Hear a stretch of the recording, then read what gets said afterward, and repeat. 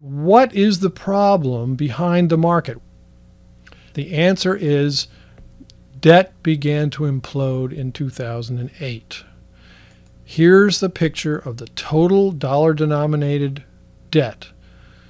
It has been in a persistent uptrend ever since the 1930s. It got into a parabolic rise in the 1990s and 2000s. That's what supported the real estate market.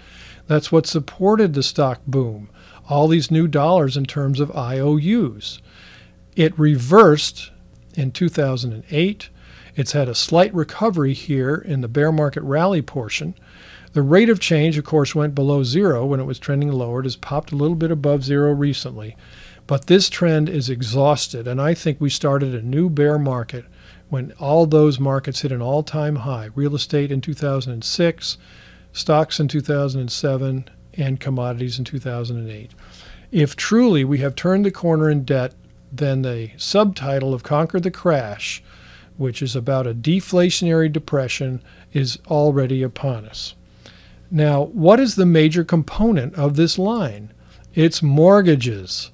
And here is a history of how many mortgages are being written. Notice that they peaked in 2005, a year before real estate prices peaked. They've been in a relentless bear market ever since. They actually fell to a new low last year in 2010 during the supposed recovery in the economy. There was this ridiculous political ploy to give people a tax break to buy houses. And of course it caused a bit of a bounce, but you can't fake reality. It eventually had to collapse and come back to where it would have been anyway. There's another market that represents debt, and it just made a new all-time high in April 2011. Can you guess what it is? It's a terrible answer. Junk bonds.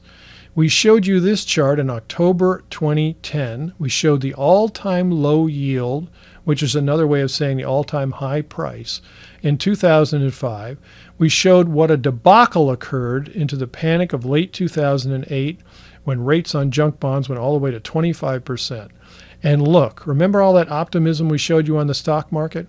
Well, it's also been expressed in junk bonds, of all things. People are perfectly happy to own these things at very low yields. How low are the yields? Well, let's update this chart to now.